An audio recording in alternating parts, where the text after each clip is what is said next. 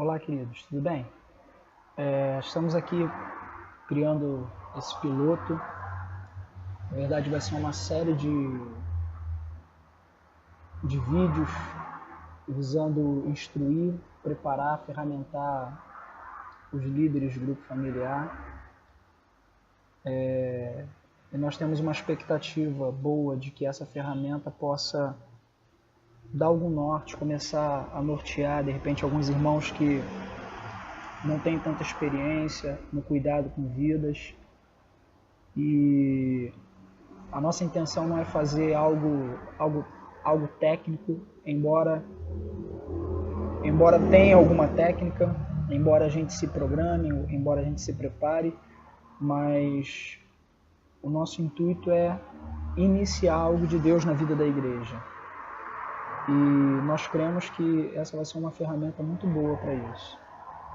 Então, esse é um teste piloto. E esse vai ser o primeiro estudo. Esse primeiro estudo a gente vai estar falando sobre o caráter do líder. E embora a gente vá conversar sobre algumas questões práticas, mas queria deixar um texto aqui para a gente meditar e olhar na palavra o que se fala sobre esse assunto. Eu lembrei desse texto de 1 Pedro 5:2,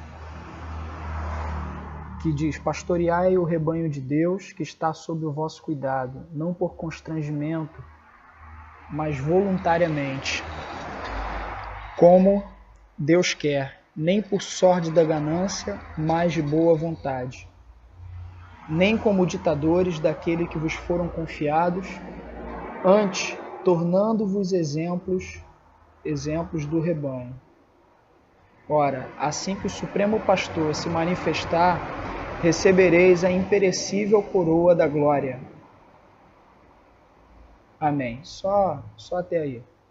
E hoje a gente quer falar sobre a vitalidade do líder de grupo familiar. Ou melhor, sobre o caráter do líder. E o primeiro tópico, lembrando, esse material vai estar disponível num site que a gente vai estar disponibilizando daqui a pouquinho, com material de apoio.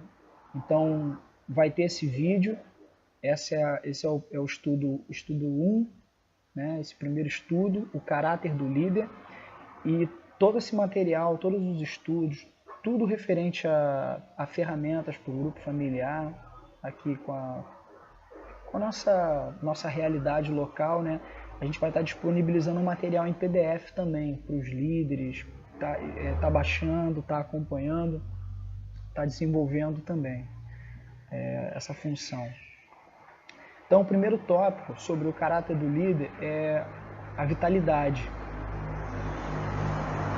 Nós cremos que é a primeira coisa que deve acontecer, amados, porque se o coração do líder não estiver queimando, se o coração do líder não estiver definido, todo o trabalho vai ser burocrático.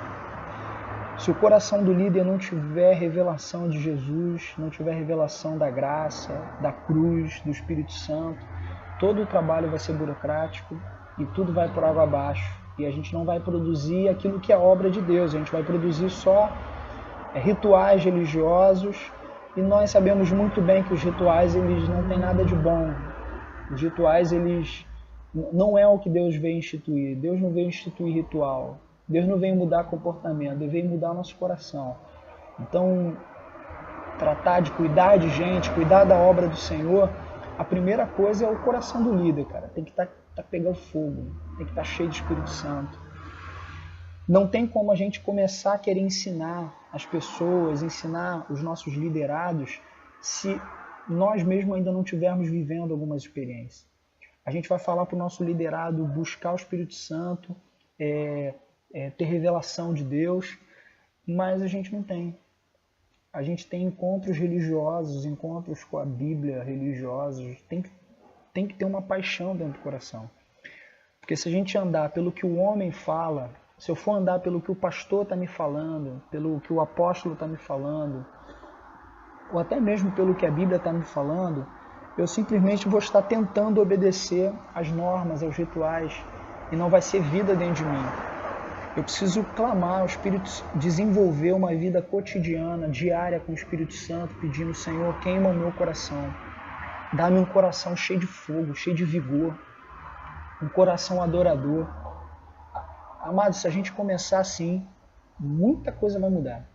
Muita coisa. Muitos dos trabalhos que nós estamos tendo, das dificuldades que nós estamos tendo, aquelas pessoas que nós não conseguimos, às vezes, ali ajudá-la, muita coisa vai começar a mudar, porque o coração do líder inflamado, cheio de paixão, cheio de amor, cheio de desejo por Deus, pode ter certeza, mano. A gente vai inflamar o grupo familiar, vai inflamar o coração de qualquer pessoa que chegar perto de nós. Então, o primeiro tópico desse estudo, o caráter do líder, é a vitalidade do líder. O líder precisa estar cheio do Espírito. Uma outra coisa, mano, as pessoas são inteligentes. As pessoas são inteligentes. Elas percebem quando nós só estamos reproduzindo rituais. Quando não tem vida, quando algo tá forçado, quando algo não é sincero. Não é nem de sinceridade falando que é algo de hipocrisia nossa, não, mas é porque a gente às vezes vai tentando servir a Deus com mecanismos religiosos, mecanismo de mente, e a gente vai só produzindo religião, e religião não muda. Aí a gente vai, chega num culto lá, a gente faz o ofertório, aí a gente canta, aí prega, aí a gente já sabe qual é a rotina do culto, grupo familiar, a gente chega, aí agora que a gente está começando a traçar algumas metas para como vai ser a reunião, então aí a pessoa chega e vamos orar, vai ter um estudo do site, aí a gente pega, lê o estudo do site, aí fica aquela coisa sem vida. As pessoas percebem quando não há vigor no nosso coração. Juntando a isso, vem as pressões da vida, as tentações do mundo, as preocupações da vida, as ansiedades do nosso coração, os problemas familiares, uma série de coisas. Se eu não tiver com o meu coração inflamado, firmado na rocha, com uma vida de busca do Senhor, pedindo o Espírito Santo, não andando por vista, mas andando por crer, por aquilo que a gente crê, se o nosso coração estiver assim, pode ter certeza, as pessoas vão perceber. As pessoas vão perceber que tem algo diferente, que algo está acontecendo no coração daquela pessoa. Agora, se não for assim, as pessoas também vão perceber os nossos movimentos religiosos e ensinos vazios. Então, a vitalidade no nosso coração deve ser a primeira coisa. Antes de vitalizar ou revitalizar a igreja, o coração do líder precisa estar inflamado.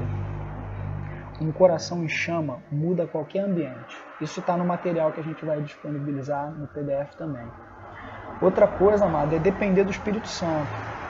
A gente vai voltar, vira e mexe, vai voltar a falar sobre esse assunto, mas conhecer o Espírito Santo é primordial na vida de um discípulo, na vida de quem está andando com Jesus. Se a gente observar a igreja lá do primeiro século, eles não tinham a Bíblia. Principalmente os gregos, os gentios que iam se convertendo, eles não tinham a mesma facilidade para entender a respeito de Deus que os judeus já tinham a Torá, já tinham algo. Os gregos, os gentios não tinham nada disso. E você vê a preocupação dos apóstolos, do apóstolo Paulo, do apóstolo Pedro, todos os apóstolos, aqueles que saíam pelo caminho, como eram chamados, os da seita do caminho. A preocupação deles era que as pessoas recebessem o Espírito Santo. E os caras plantavam a igreja, metiam o pé, depois voltava para ver, aí levantava os pastores e tal. Mas era ensino, dependência total do Espírito Santo. Não era só isso, mas o Espírito Santo, você vai ver o Espírito Santo como um cooperador, uma pessoa real, presente na vida da igreja. E sem o Espírito Santo, amado, não tem nada, nós não temos nada. Talvez alguns possam até não concordar, mas quando eu vejo Romanos 8, que Paulo fala que se pelo Espírito mortificardes os feitos da carne, certamente vivereis, eu não consigo perceber o Espírito Santo de uma outra forma, a não ser como a minha cruz. A cruz é o lugar onde eu vou morrer. A cruz é o lugar onde diariamente eu nego a mim mesmo, eu nego o meu ego. Então, o Espírito Santo é aquele que vai me ajudar a vencer as tentações, vencer as adversidades da vida. Então, se o líder, se cada membro, se a gente não se preocupar em levar a igreja a buscar o Espírito Santo, ser cheios do Espírito Santo, crucificar o nosso ego, uma vida em comunhão com o Espírito Santo, levantar, amigo, bom dia, obrigado pela noite, obrigado pelo pão, obrigado pela tua graça, obrigado por Deus, obrigado por Jesus. Se eu não tiver uma vida constante de comunhão, de percepção, de consciência de que Ele está comigo, nada vai fazer sentido. A vida cristã ela vai ser impossível. É impossível fazer a obra de Deus sem o Espírito Santo. Jesus é o fundamento do Evangelho, mas é o Espírito Santo quem vai me ajudar a glorificá-lo. Jesus falou sobre isso. Ele não falaria, que o Espírito Santo não falaria nada dele mesmo. Falaria tudo que viesse do Pai, viesse de Jesus. Fala que o Espírito Santo é um rio, como um rio que brota do nosso interior. Então é fundamental o líder, cada um de nós, conhecer e depender do Espírito Santo de uma forma real, viva. A gente precisa começar a experimentar poder e não adianta a gente com orações vazias, encontros vazios. Tem que ter chama no nosso coração. Você é livre, amado. Cada um de nós é livre para usar a criatividade, mas nós não somos livres para falar qualquer coisa do nosso coração, da nossa intelectualidade ou experiência de vida, sem a presença do Espírito Santo. Sem a presença do Espírito Santo, nada disso que a gente vai falar vai fazer sentido. Então precisamos ser inflamados pelo Espírito Santo. Ele precisa tornar-se real na minha vida. Quando ele torna-se real na minha vida, ele vai passar a ser realidade na vida das outras pessoas, porque as pessoas vão começar a beber daquilo que é a revelação de Deus que está no nosso coração. É lindo o texto, se eu não me engano, de João, que fala que ninguém vai ensinar mais a ninguém.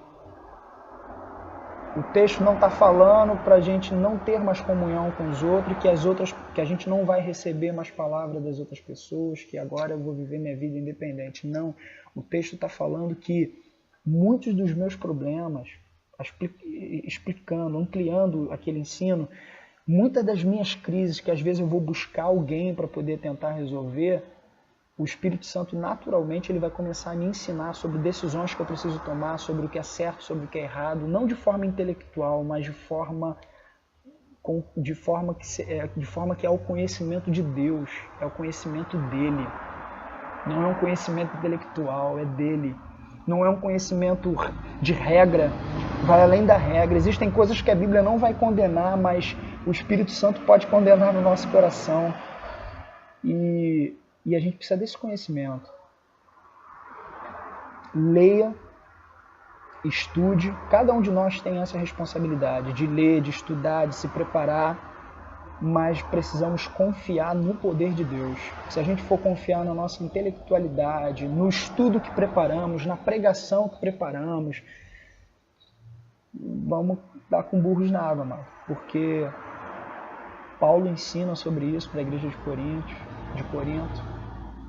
A gente tem que confiar no poder de Deus. Ele fala em alguns momentos, algumas cartas, que ele não foi até aqueles irmãos com sabedoria humana, mas com o poder do Espírito Santo.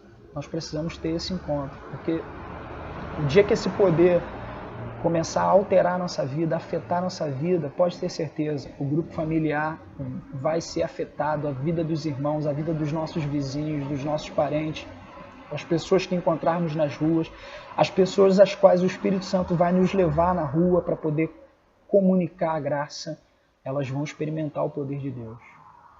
O Espírito Santo, ele conhece todas as coisas e esse poder está disponível dentro de nós, dentro de cada um de nós.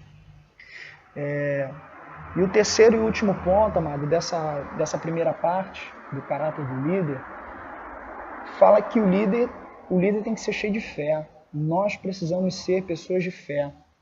Alguém de fé muda qualquer ambiente, mano. Tem aquele ambiente de incredulidade, mas quando eu adentro um ambiente com fé, eu posso mudar aquela história, eu posso mudar aquele quadro. E a gente vai ver que a Bíblia está repleta de exemplos de pessoas que mudaram quadros terríveis, drásticos, pelo movimento da fé.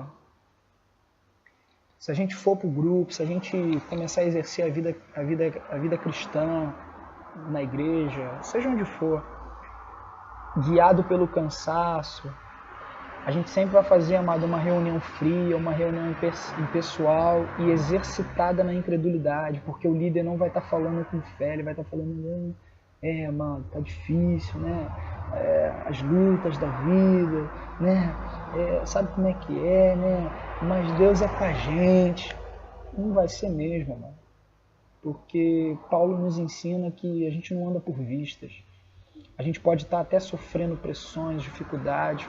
Poxa, Paulo escreveu algumas das suas cartas da prisão e ele estimulava, gente, não desanima por causa das minhas cadeias, não. Aqui eu tô tocando terror, aqui eu tô pregando pros guardas todinho, E ele não se deixava abater. Mas a gente pode dizer que Paulo estava completamente alegre?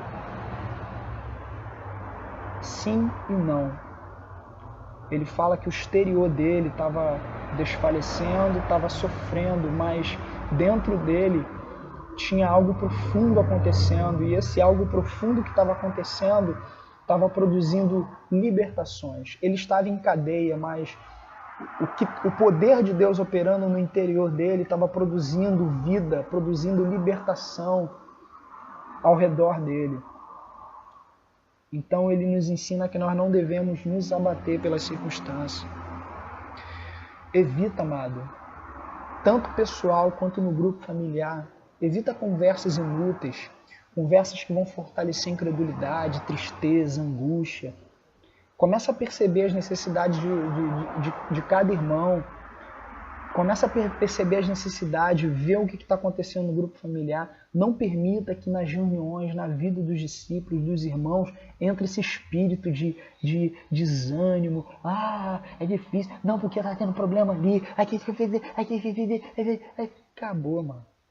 Vai ser uma reunião cheia de incredulidade. Vai matar a fé de tanta gente. O amor já está esfriando. A iniquidade já está esfriando o amor de tanta gente.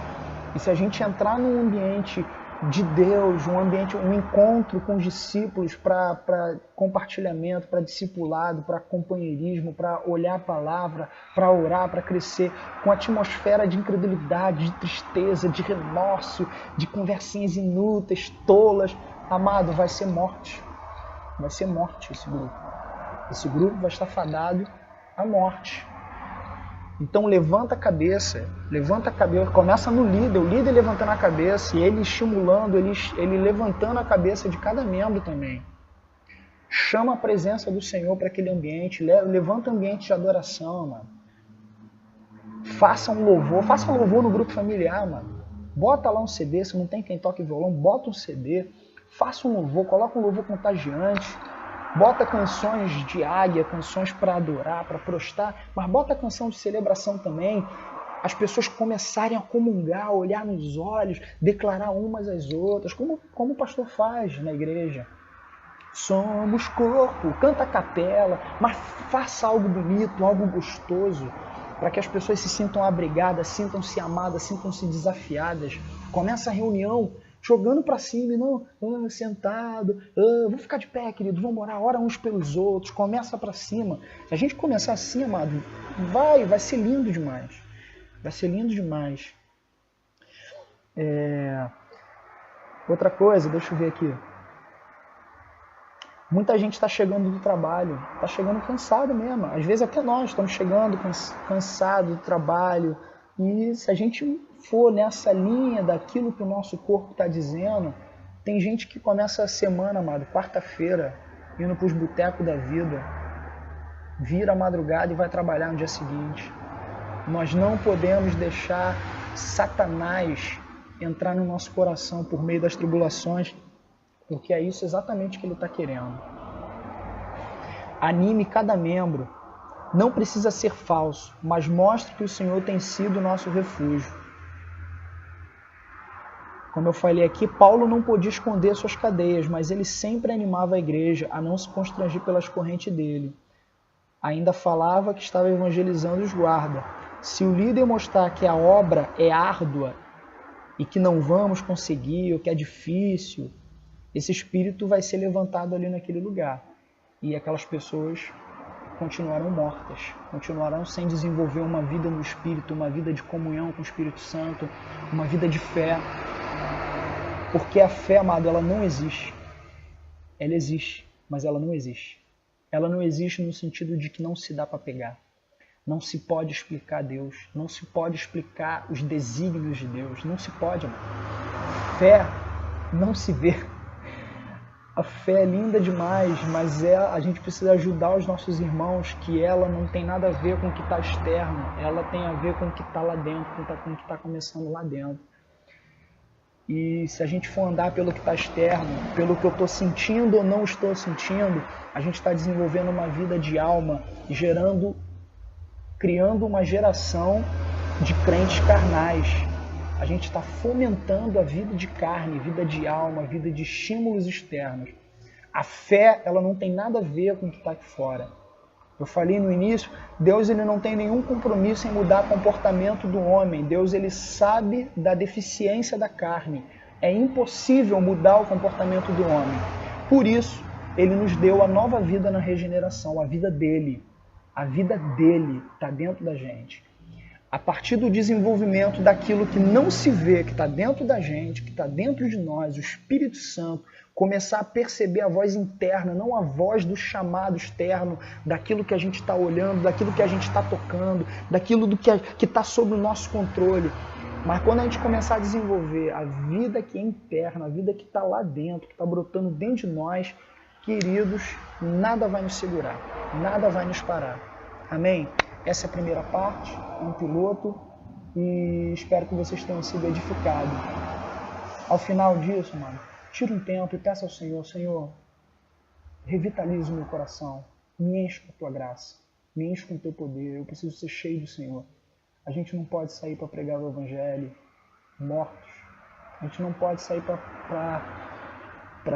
falar de Jesus, para edificar a igreja, para fazer ofertório, para cantar, para fazer grupo familiar, para encontrar o irmão durante a semana e tomar um café, orar junto. A gente não pode fazer nada disso, amado, com uma vida morta dentro de nós. Jesus ele morreu na cruz e liberou um poder lindo que está dentro de nós. E eu creio que Deus quer fazer algo novo na igreja, mas a gente só precisa saber o que buscar, quem buscar.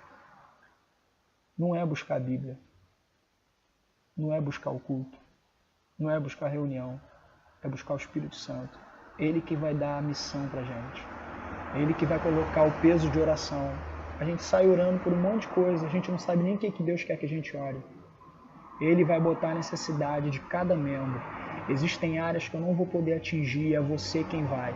Existem áreas que o outro irmão não vai poder atingir, ele vai levantar o outro que vai. Existem áreas que o líder não vai poder atingir, ele vai levantar um membro comum e vai atingir uma área específica, porque é o Espírito que distribui os dons, é o Espírito que distribui os talentos, é o Espírito que distribui a diversidade, ele que cria a diversidade.